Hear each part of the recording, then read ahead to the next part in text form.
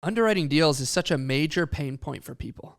Most don't want to do it, and the people that are good at it are few and far between. That is why after 6 years of being in the industry and buying over 1,200 apartments, using my best-selling multifamily deal analyzer, I created Real Estate Lab, a full suite acquisition software for multifamily investors. We have built a product that helps investors automate their acquisitions and close more deals, all in a cloud-based platform. You can go to realestatelab.com and sign up today using the promo code TAG2 for 10% off your first 12 months. This is David Tupin. Thanks for listening.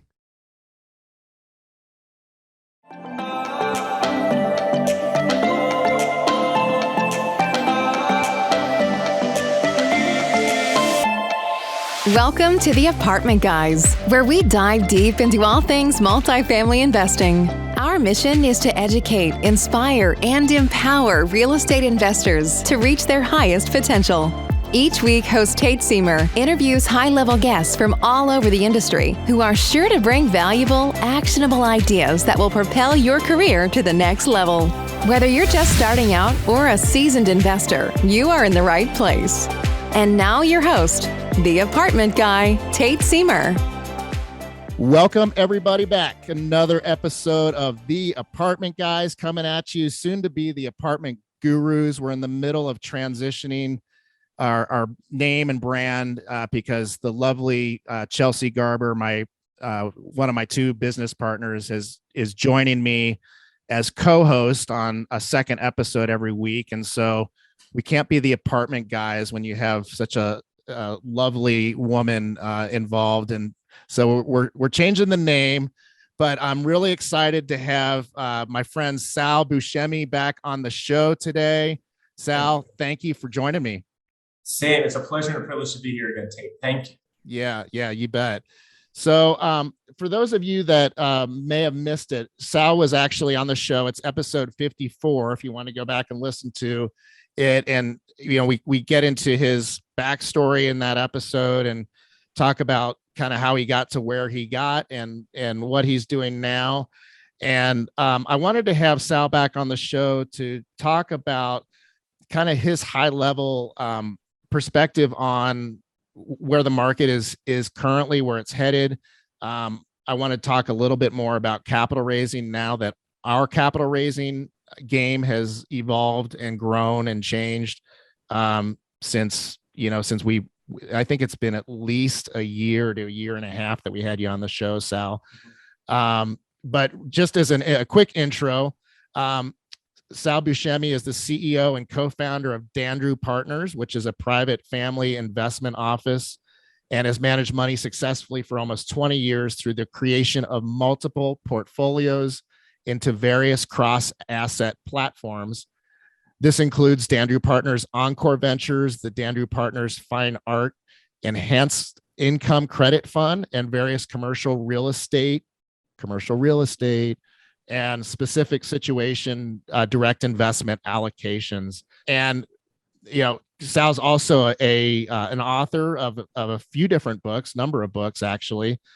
His most recent book is called Legacy Investing. I've got my own copy right here. If you're on YouTube, you can see me holding it up. Legacy Investing: How the 0.001% Invest. And it reveals the concerns, passions, and prejudice of the world's wealthiest families, and how that influences their investment decision-making. So, Sal, I'm really excited to have you on the show again, and can't wait for this conversation. Thank you. Tia, that was a great introduction. I appreciate that. Yeah, you betcha. Really warm. Thank you. Yeah, and there's a lot more I could go into. If you want to learn more about Sal and what he does and what he's done, he's got a great website. It's salvatorebuscemi.com. So SALVATORE. Buscemi is BUSCEMI, like the actor. So salvatorebuscemi.com. And you can learn more about him there. And he's also on LinkedIn. He's a great follow there. And I would definitely recommend signing up for his email list. He puts out some really great, valuable stuff via email as well. So Sal, let's just kind of start, I guess, where we are right now in this current market. And, we're recording this on June 6th of 2022. So depending on when the listener is listening, things may have shifted and changed some more, or they probably will have by then. But as most of the listeners know, we've gone through at least 2 months now of high volatility in the debt market space, with interest rates and loan to cost programs and stuff like that shifting and changing very quickly, especially interest rates. And we're seeing inflation in the overall economy. And obviously that is having an effect on our specific market and multifamily apartments. And, across other asset classes, I'm sure it's having a pretty profound effect as well. So Sal, what are you seeing right now? We're seeing for the first time, I think, in probably 50 years, that the US dollar is being challenged as a reserve status currency. And that has thrown everything into peril. There's a lot of concerns right now looking at the stock market. There's a lot of debt. There's been 400 years of credit that was printed during the pandemic that was easily exceeded any of the debt by a multiple before that. Since the Federal Reserve has, been in existence for almost probably over 100 years. So we're starting to see a confluence of issues now where all the cheap money that we've enjoyed because of the US's prominence in the market with the petrodollar has allowed us, let's say 2005, do wacky things with housing, right? And, gym coaches in Southern California were buying 4 properties in Las Vegas sight unseen. So it was the ability for the trust and confidence in the US dollar to really be able to allow Americans to live as ostentatiously as they have been for the past 10, 15 years. And now with inflation, they're starting to see that money's not easy anymore. And a lot of the fruits that came out of the government as it relates to the pandemic relief programs manifested its way into the market, but it also skewed the market in many different ways because a lot of that money was, even though it's supposed to be meant to be put into other things, it found its way into speculative assets. And that's really what you can expect to happen when you have low interest rates. I'm a finance geek, but I'm a history nerd too, financial history nerd. And I spent a lot of money on books that were out of print back in the early 1900s, 1800s. And everything follows. History is a rhythm. It doesn't repeat, but it has a rhythm. You're starting to see the same rhythm right now that you started to see. Well, you can draw several corollaries to it. The first one you can say is, corollary drawing us into World War II, right? The same thing that were happening, constriction of oils, commodities, petrochemicals rather, that had an issue and that brought us into the war. There's also a lot of politics that are coming into the fold as well.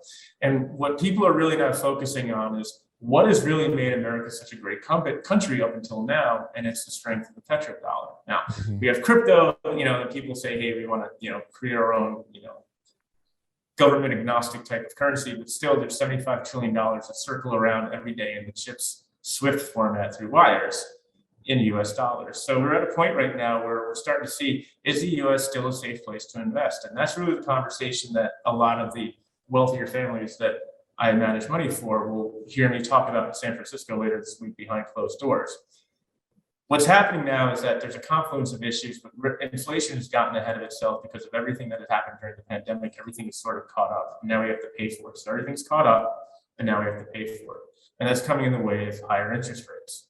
There's no one who's bought real estate in the past 15 years, really, who knows anything about the dynamics of the capital markets, really. You do, of course, I know that. But a lot of people think, well, interest rates will always be low. But what happens when they're not? Because that's what a lot of people have enjoyed is this beautiful economy finance base since, arguably since 2004, where you had a manufacturing-based economy turned to a finance-based economy because of mortgages and realtor. Everybody who was a builder is now selling mortgages. Everybody who was, that just happens. And that created a lot of jobs for a lot of poorly skilled, uneducated people in those areas, and it created a lot of wealth, but that was driven on very low interest rates. And even when interest rates went up, and I had my distressed funds during 2008, 9, and 10, it still comes down to one thing, and it's operator competence, I think. Everybody knows, I think, with the experience, if you look at anyone who I follow, they all have gray hair, because I was smart enough to follow wisdom at a young age, which is thankfully why I have a great track record. But not a lot of people do that. They want to follow out on ego. And I think a lot of people started getting into this asset class thinking that they weren't making any more land, they weren't making any more apartment complexes, and they got bruised a little bit. They didn't get bruised by the local municipalities with pro-tenant laws changing and the protracting of rents not being paid. That hurts a lot of people. That hurt a lot of New York City families. So right now, people are looking at the market and they're looking at the risk much differently than they ever would before. Not looking at it just on the interest rate, but also who are the people who are paying the rent each month and are they qualified? Does that make sense? Yeah. So I think if you look at it, interest rates are great for guys like you and I, especially me, who started his career doing distressed opportunistic stuff, cleaning up other people's messes. So you're going to see a lot of that right now, coming into my third cycle professionally. And it's going to be a lot of fun. It's going to be, but you have to use patience. And now's not the time to do anything. And we can talk about what happens through this whole cycle of life in real estate if you want. But that's sort of an opening salvo. How did I do so far on that tape? Yeah, that's great. That's fantastic stuff.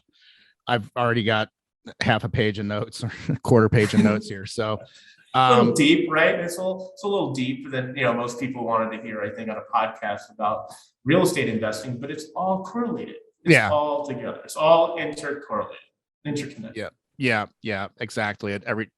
There's the waves in one space of the economy certainly affects every part of the economy, and interest rates are certainly that. So you think this goes as deep as questioning essentially the strength of the U.S. dollar as a global currency, or as the global currency that, say, oil is traded in, for instance.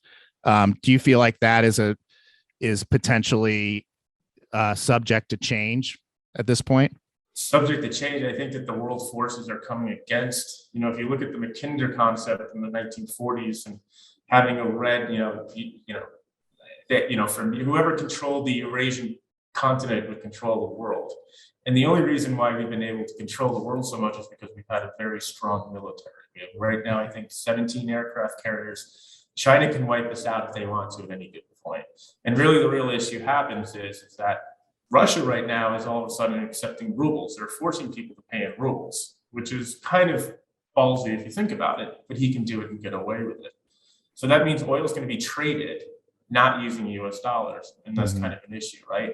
And what that could portend to over time is what you will see is more of a commodity-based currency, whereas the US currency is just based on full faith and credit of, the United States government, right? The United States government, there's nothing there. If you look at the capital flows and what those capital flows have been used for in China and Russia, they've been buying a lot of gold. They sit on a lot of the rare earths metals. So naturally, I think this is going to be a progression in the next 10 years, where if you see that happen, it's not going to be a very good country. Interesting. Yeah. When you start getting into questioning, when you get into the currency conversation, the implications are pretty huge. It's kind of taking the conversations that we often have on this show in terms of, market forces and the national economy and what's going on nationally and globalizing it, right? Like that's not a level at which we talk about this very often.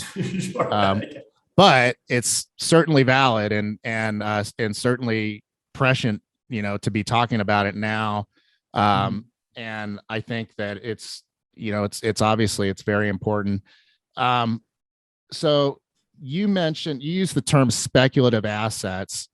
Can you expound on kind of what you were referring to with that when I believe that was you were talking about what people have been investing in. Liquid assets. Assets. That could be your stocks, your fractionalized stocks. You don't have to buy the whole share of Google anymore. You can buy a 10th, I think. And of course that drives up prices and fees, right?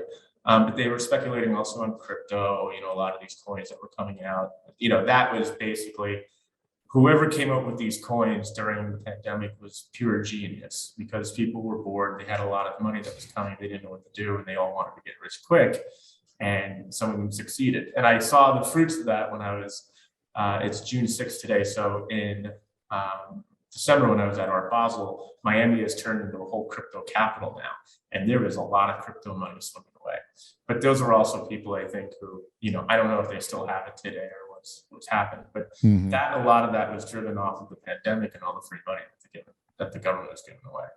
Right. You saw GameStop. You saw a lot of people, because people want to get rich quick. They do. Right. That's it. People, there's a negative normative connotation in this country with financial advisors. They're like, well, yes, everybody looks like Warren Buffett. And I wrote the book on this to sort of demit. I'll just tell you real quick. I wrote the book to take these slaughtered cows, slaughter them, and then have other people who are big, undeniable authorities figures, people who I used to work with, or maybe a Rockefeller in the book too, to sort of corroborate those theories. And a lot of people today, they don't have the patience anymore. And the middle class investing mandate is get rich quick. And if you think about it, they only have 40 years to amass as much wealth as possible, going through the gyrations and everything. And now they went through the .com, then they went through the Great Recession. Now they're coming into what? Some sort of a strategic, maybe non-kinetic type of war with China or Russia. There's going to be a lot of bumps and bruises that are coming right now. So they have to take risks. But the people who I deal with are the ones who are looking out 40 years in advance. Mm-hmm, mm-hmm. Yeah. So, I mean, you've got a completely different set of eyes on what's happening in the immediate and in the long term. So I guess on that note, not to take us down a tangent, but tell us a little bit about who you do work with. So you're working in the family office space a lot, correct? Yeah. So it's an interesting story. I'll get into that. A lot of the funds that I raised first coming out of Goldman Sachs were both institutional investors, and they were very quantitative, right? Mm-hmm. Very transactional, quantitative. So that's what an institutional investor does. And that's naturally what a guy like me does after leaving a firm like that, young, kind of a cowboy and looking to make a name for himself. But over the past 15 years or so, maybe a little longer, it's with the families that we've been working with for the past, even more so, that it's just sort of grown and compounded over the past 15 years. Families we've worked with have been families that I've known since leaving Wall Street. And, there's that trust of me, seeing me grow up, and, they refer me to someone, and I know this guy for a while, and then I write a book about them, which you were holding up before. Yeah. But a lot of the families today that are attracted to us have they're more what we call the smaller balance to middle-sized families, between 100 million to about $1 billion. Okay. It's like sort of the smaller balance. And those are the guys who are newer. They've come into money themselves, either through they inherited it or they have sold a company. Right. So you have two different, identities that you need to solve for there, again, that I talk about towards the end of the book. But not everybody looks like Warren Buffett after they sell a company, right? They don't eat cheeseburgers and drink Diet Cokes. So it really comes down to the identity of the family and what they want. And not all of them want real estate. Just because somebody has $150 million in their checking account doesn't necessarily mean they want to buy real estate. It sounds great, but for them, they have a different motivation. So every investor is different. And what we have, part of my job is to make sure that we're putting, the round cylinders into the round holes, mm-hmm. and not showing people things that they might not like. We're not a broker dealer where people come up to you like, you don't like what I have in my left pocket? Well, look, mm-hmm. It's over here. This is things that we're investing in too, that are led by very strong, large families. Some of them are in real estate. Most of them are in, from what we've done in our venture stuff, has been mostly in life sciences, early stage. For example, we have in one of our deals, we have the Emerson Collective with the Steve Jobs Widows Family Office. We also have the Tito's Family Vodka family. So these are families who have very, very smart guys like me or better, who are looking at all the investments, making the investments and allocations. So when you have that level of sophistication on there, it adds another layer of diligence that we like. But also you're working towards a collective or a common goal, and that's what a lot of the families want. I think a lot of people who are coming into real estate, they think it's transactional. It's not. It's relational. Because when you're asking someone to part with their life savings, you better have some gravitas behind you. Yeah, well said. You're not selling a book here. You're not selling a trinket. Right. Yeah, this is something we talk about all the time on the show. This is a long game, whether you're talking to, a $50,000 investor or it's a long game. It always is. You're Yeah. always, you are, if you look at yourself, there's actually a great book for people who really want to get into it, and I have a book club that I put together. And, if you file, I don't want to talk about it on this, obviously, but it talks about the stature and the way that you should probably carry yourself in this business. And it was required reading before. If I wanted to get the job at Goldman Sachs, it was like one of these books that you had to read, sort of, understand it. But it sort of talks about how, nothing replaces the integrity, the trust, and everything that people have in you. You don't want to lose that. Things are going to go sideways, but people are going to look to be you, like, people call me Marty, Birdie, and Ozark, because sometimes you have to get tough and handle some problems. You have to, stand in for people. You have to stand up for people. You have to, do things, sort of make people do things to sort of listen to you, and maybe they wouldn't be engaged otherwise, especially when the defaults, right? So you have to have that sort of stick-to-itness, if you will. If you're taking somebody else's money, that, hey, look, if something happens, I'm going to roll in and take it, and always have a solution as to how you're going to manage the solution of getting out of the problem that you have. And I think a lot of people don't do that. They just put their hands up and run away. It's not really, there's been too many inexperienced amateurs that have come into the market recently. And I think that they're going to be in for a world of hurt, thinking that interest rates never going to rise. And we're going to tell who the real professionals were. Yeah. Yeah, totally. It's like, and, we've obviously been in the market here the last few years ourselves at Greenlight, and you just, you hope you underwrote well, you hope you raised enough funds for, for emergencies and reserves, and you do all the things to prepare yourself. And we're still buying, like we're working on a few different deals right now, and they're solid Class A, rent growth play, working in very, very hot markets. And so hopefully we're okay. We're in the plan on those is long term, like, refire investors out in 5 years perhaps, and keep them for, the 10 years. The real estate grand slam. Refinance, and then you keep the cow that keeps on giving the milk. Yeah. So one of the gurus in the multifamily space, I'll just say his name because I respect the heck out of him and learn a lot from him all the time. But Neil Bawa is, he's a very data driven guy, and is a very analytical guy. And I just watched a webinar that he did 3 days ago, I think. And, he's not afraid to just say, this is what I think is going to happen and how I think it's going to go down. And, his thought is basically that the Fed raises another 7 or 8 times. I forget what where they are on their schedule right now, but, based on what they've indicated that they're going to raise over the next, over the remainder of 2022. And then at some point that triggers, a recession, right? And typically when you look at history, they start bringing interest rates back down to get us back out of the recession. So, we're looking at maybe a 1 year, something like that timeline to get us through all of that in his mind, right? Like, so it's not he calls it a vanilla recession that we're looking at. Would you take exception to any of that, or generally agree with it?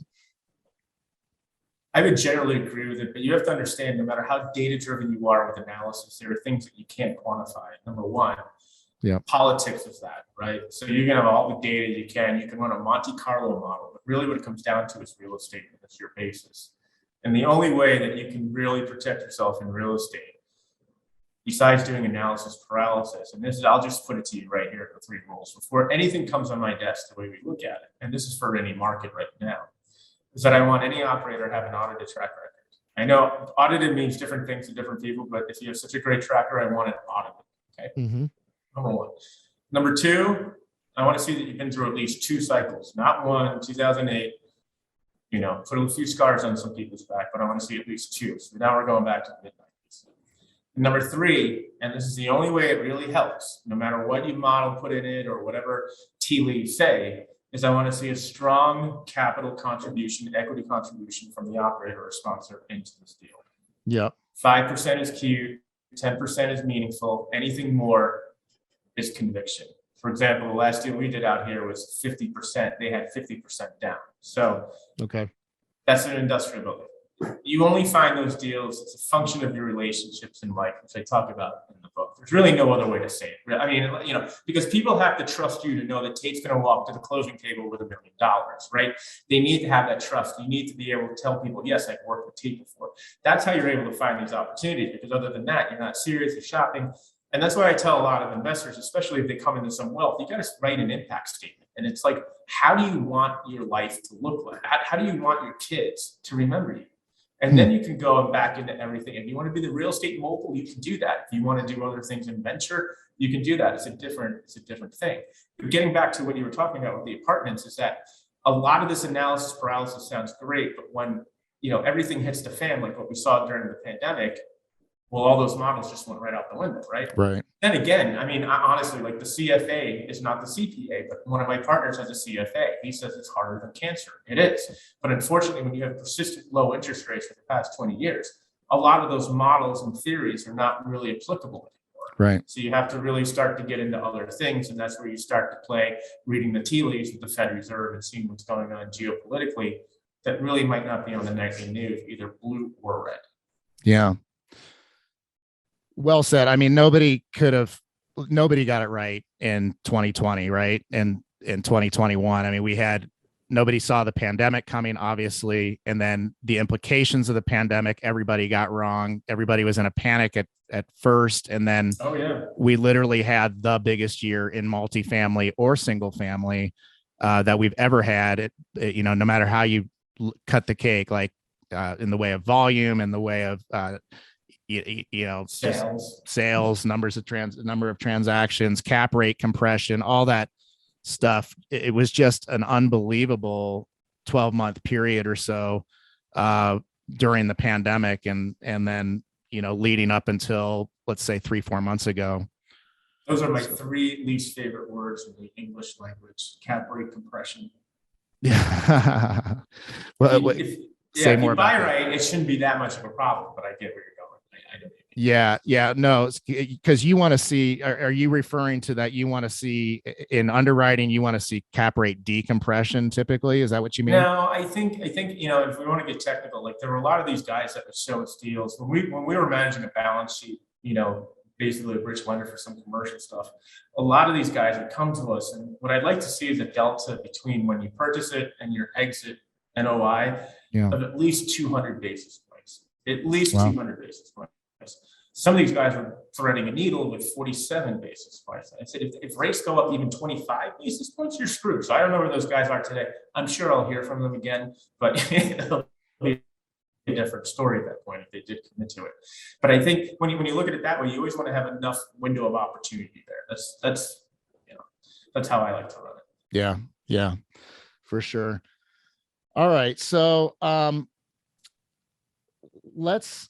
I guess I want to highlight a couple things. This transactional versus relational aspect of real estate is so key, and it's something that I think any of our listeners can and should get their heads around, right? Like, just that this is a relationship business. And Sal, for what you're doing, I mean, you require 2 cycles worth of experience, so that takes us back. Like to the 90s, basically, somebody that's been investing. I want to be around someone who has laid in the pool of their own sweat, who's had to negotiate with creditors. That's the kind of families that we like to co-invest. They have large operating families. They've been in business doing this for years. Mm-hmm. They know the market. They have a lot of relationships in the market, and they have good lending relationships too. So we go for like the bigger, the big guys. That's what we go for, because a lot of our investors demand that. They like the non-residential type of stuff. They like the, some office, not of course right now, but they like industrial and, parts of, we were actually bidding on in Boston, development for what they call life sciences wet lab, right? So it's like the Foxconn model. It's like you live downstairs and you work in the laboratory downstairs, finding cures for disease, and then you live upstairs, and it's class A and everything. So that type of stuff right now is sort of indicative of where the market's going, where a lot of private equity money is going, where the future is going right now. So, but as it relates to, what we're seeing, there's going to be special situations that come in, but when we are looking at those opportunities, we want to make sure that we have the belt, suspenders, and life jacket on, because based on my experience, all risk is human. Then it comes down to experience, and something a lot of people don't talk about is emotional maturity and emotional intelligence. Oh man, I love that. That is that's a twist in the conversation I didn't see coming, but I love it. I love every bit of that.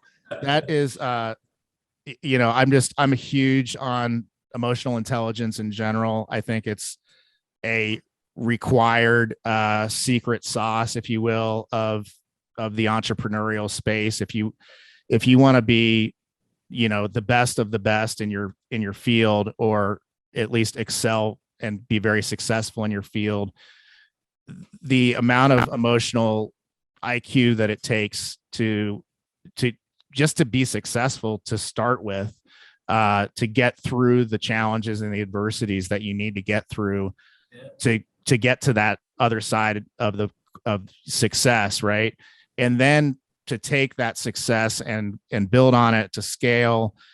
Like, number one, you have to have a really solid sense of who you are as an individual, what your core values are, what maybe your mission or your purpose in life is. Your impact statement. Yes. What's that? Your impact statement. Impact statement. Yeah. Yeah. We have, as a company, we have a vivid vision that we wrote out. That's about 6 pages of basically a 3-year vision that we have for our company.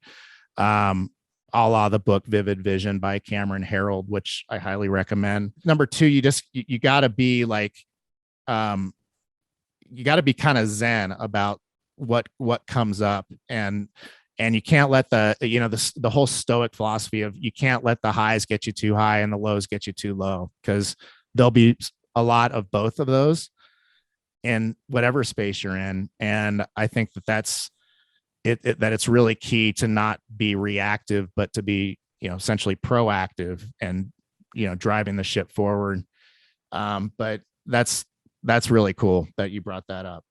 Cause that's a whole piece that doesn't get talked about. And, whether you're looking at a sponsor group or, an investment opportunity or whatever, there ought to be a way to audit that, I think. Yeah. 2 cycles. There you go. Yeah. Okay. Bingo. That's it, right? No, but you have to think about entrepreneurialism, especially for what we do when we're dealing with leveraged investors, regulation. It's self-improvement in disguise. That's what entrepreneurialism is. Yeah. Self-improvement in disguise. That's the easiest way I can think of that. Because that's really what it is. They used to call me the cranky banker. Now I'm like the game show host, right? It's like, everything's great. Nothing is like, it's sort of like one day you're like Harvey Keitel, in Pulp Fiction, and then maybe another day you're like Marty Birdie in Ozark. You never know. Right. One day maybe you're like a game show host, right? So it's, you're constantly working with people, and that's the relational aspect of it. I think a lot of people come to investors, they expect, number one, investors to really understand what the hell it is they put in front of them, which is total no-no, which is total faux pas. And number 2, they expect the investors right there to just, basically commit to writing a check, which is sort of like asking someone to marry them on the first date. It's kind of creepy, right? It just doesn't, it's not really appropriate. But you have to really make sure that you're cultivating meaningful relationships with these people. And that's something I always do. I spend summers with them. I don't really post too much on Facebook, although I'll be on our Instagram. You can follow me at Salvatore Buscemi on Instagram. But I was at the Milken party. We were hosting, at Milken, we had an after hours party in a penthouse and all this. And that's what they want, because that currency today is the interactivity tape. And that's something that new investors don't see. They just think that I'm going to copy and paste an offering memorandum on a multifamily deal that I know nothing about. But they don't have any sort of conviction. They don't talk about it. They talk about it as if it's something that it's in passing that you should know, and shame on you if you don't. Our jobs as being investment managers or allocators come in many different ways, right? Number one, you have to entertain people. If I wasn't entertaining, people would not want to be around me. If I was sterile and stodgy, no, I mean, really, like there's no real, why would you want to build a relationship with someone you're not going to invite to your aunt's house, right? And it just doesn't make any sense. And the other thing too, is that you have to be willing to really educate people, because people don't know what a cap rate is. I'll never forget this once. And I was talking to a family office, and I was talking about this deal. And, I was more institutional, if that makes sense, back in the day, and less relational. And they're like, Sal, like the IRR here looks great. They don't know what and the guy was really sharp, and he goes, look out there. He said, do you think any of those kids know exactly what an IRR is? It's like, just give me the cash on cash return, because unless you can bring it to a Mercedes dealership, it doesn't make sense. So that just sort of brings back to a lot of, if you think of Goff, and he talks about how genius is simplicity in so many ways. If you can bring it down to a way where people can understand it, it makes sense. And here's another tip too, which is really, really important. That book that you're holding up is not meant for dudes to read. Okay. Dudes don't read finance books. Dudes listen to podcasts. Dudes, they ape trades on Instagram. They do everything other than anything patient. And if you really want to be successful in this business, you'll learn how to explain your opportunities and deals in a way so that husband can share it with their spouse, and there's no question. Okay. Because if he can't explain it to his spouse, then it's not going to be a good deal, because women, especially at the higher, not income, but higher wealth ranges, tend to have a lot more discretion than men, especially if they're the ones who inherited it from them. So, right. So the phone call comes like this. It's like, Bryson just got another $5 million trust fund payment. He's looking to buy his 9th Porsche, but I read your investment letter, Sal, congratulations. I have no idea what the hell it means, but what's this thing about you and a family building a library together? And so that sort of brings in a whole different concept of the interest that they're in, and why they should maybe pay attention to my deals as a means of an end to get to what they want as a function of their impact statement. Yeah. So well said. So let's since we are the apartment show here, the apartment gurus, let's kind of laser in on the multifamily space. So thoughts on good strategy right now. Are you in the same boat as your general strategy about kind of not doing anything right now in the multifamily space? And go ahead. We're pens down right now in real estate until we see how many more hikes there come. And I think just based off of my experience doing this, many, many years, starting at Goldman Sachs, I can tell you that the interest rates going up are going to be a disaster for real estate of all kinds. And we don't know what that really looks like yet. And I think especially with multifamily, the people who bid the last dollar because they had the capital available to them, just because you have the money doesn't necessarily mean you should buy. I think those are guys that are going to be in the pool of their own sweat, because there could be issues as it relates to, technical loan defaults, coming down the pike, where you can see a lot of these, you can see a lot of opportunity, and you don't want to catch any falling knives. That's true in any asset class right now. But I think people right now, especially in multifamily, they're thinking, well, how much more rent can you get out of a multifamily tenant today with inflation going up? And traditionally, it's been 50%, right? So if you live in New York City, I don't know where it is where you are, but after tax, 50% of your income would go to rent, and the rest would go towards, lifestyle and everything. Yeah. You can't go any higher than 50%, because at that point, then the market just moves out. They're either homeless, they move with their parents, or it does not, it just doesn't happen.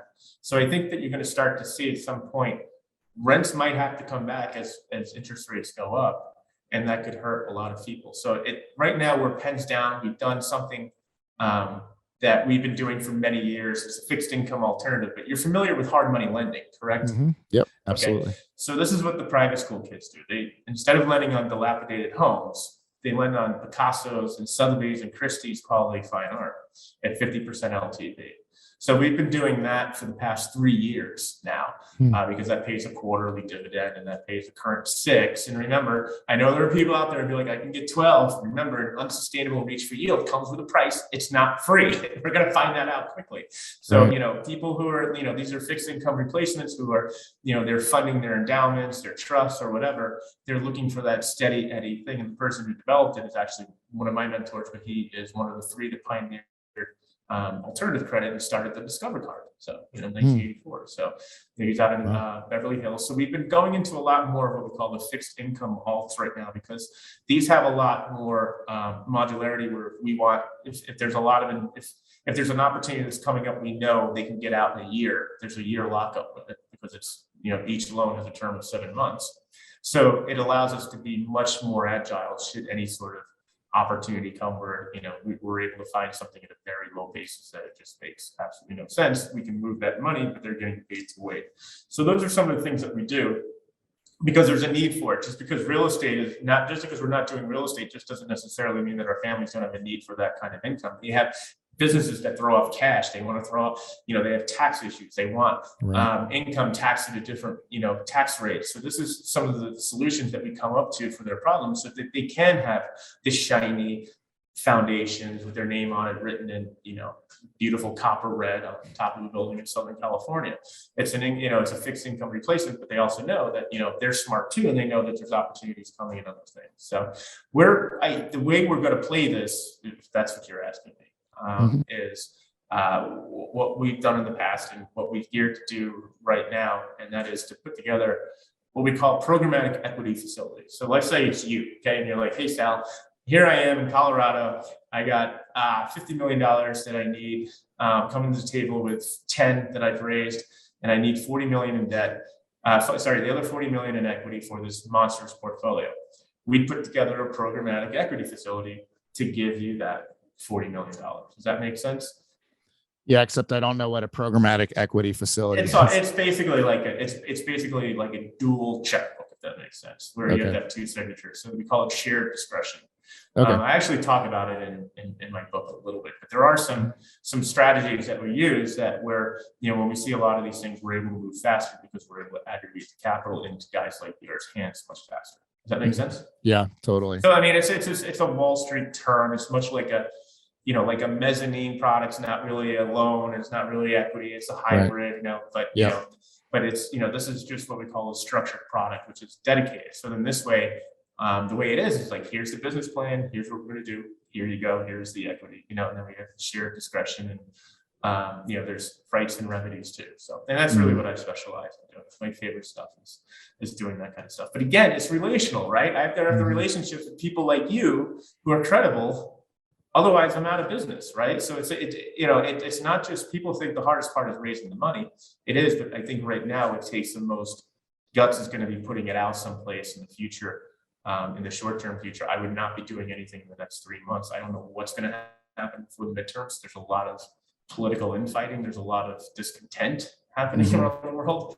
Anything can happen. One thing that would scare the hell out of me if Iran closed the Strait of Hormuz, then oil goes up to $150, $200 a barrel. This country was not built on $8 a gallon fuel tape, right? It just really wasn't. So those are some of the things we're looking at. But when we put together these facilities, it's always with people in mind, such as the operators, so that we structure the risk accordingly so that we're able to buy a lot of these opportunities when they come to us, and we're able to do it on demand. That's really the most important. We don't use fund structures too much anymore. I can show you that in a different presentation, which I'd be more than happy to show you. I think if you're on my list and you see it already, how we put these together, but we love using these innovative legal structures to put it together. It's a lot of fun. Yeah. It's a lot of fun, but it's really about being agile. So when something comes, you can move fast. Yeah. Yeah, absolutely. So we're kind of running out of time here. I want to boil this down to kind of a personal level for me and my company. We're like I told you, we've got 3 deals right now in the pipe, 2 of which we're closing on relatively soon. We've done our best to conservatively underwrite, and our strategy on these is definitely a long-term strategy. We're not underwriting a 3-year exit, for instance. Given that, in particular, more of a 5 to 10 year picture, at least, maybe let's say 7 to 10 year picture, does that in and of itself kind of mitigate the risk of doing deals right now? It does, yes. If you have a long-term horizon and your investors know that, like we tell a minimum of 7 for our real estate deals. We're already in the 1 for 3. It's doing really well. It's 100% occupied. I'm getting ready to send out the reporting for that. That's industrial. But as long as you have a good basis, you're fine. Mm-hmm. That's really what it comes down to, is the basis at the end of the day. And I think, you know what you're doing, you can control that. The guy who bought land and overpaid for it, he'll never be able to get out of that. He'll have to wait another 10 years for the prices to come up before he could do anything with it. Yeah. But I think if you're holding for a long period of time and you have that insurance company mentality, sure. Yeah. Absolutely. Okay. Absolutely. But you can't be the guy that's going to be like, yeah, we're going to buy it today and I'm going to, flip it and fix it and rehab it. You got to pretend that once you're buying something right now, you're going to be holding it for the next 10 years, because there's going to be, as you said, a whole credit thing that your friend was talking about, who sounds like he knows what he's talking about. But again, that's going to be another 7 to 10 year period. Look at what happened in, the crash of 2009, 2015, things started getting a little crazy again. And, that sort of in commercial real estate that was. But housing, of course, is its own animal. And residential has totally different dynamics that are not seen in multifamily. Over the long term, we love Class A multifamily. It's great. There's always going to be a need for it, especially in cities that have highly educated, dedicated workforce. Denver, Austin, and places like those, right? Very technical. Boston, right? Very smart people. They're not transient. They're going to be there. What we don't like are, when the fringers, you draw a concentric circle where, it's an apartment complex, but it's 30 miles outside in Gilbert, Arizona, far away from Phoenix, because when the issues happen, that's where a lot of the fringes or the troubles start first. They happen on the outside before coming in. So I think your plan is strong, but you're going into insurance man mode now. Insurance people are very conservative, and it just it's just, that's the way it is, right? And that's fine. Just communicate to your investors. Look, you're not going to be able to get into an opportunity like this right now, but we're going to be holding it for a very long time because of the market forces, and we're smart enough to know that. Yeah. Yeah. And then whatever happens, which is anybody's guess, as you mentioned, the geopolitical factors, the economic factors, the et cetera, ideally things go better than that 10-year cycle, and that's gravy on top. But I think you got to be, conservative and realistic. And I really like, I like this long-term hold strategy in Class A. I'm glad to get some affirmation from you, Sal, on that. Just go out and tell your investors, and you have to really be upfront with them. Sometimes somebody, I dressed it up where it's like, look, we're not getting out of this for 7 years. Okay? Mm-hmm. You're not getting, this is a great asset. It's Class A.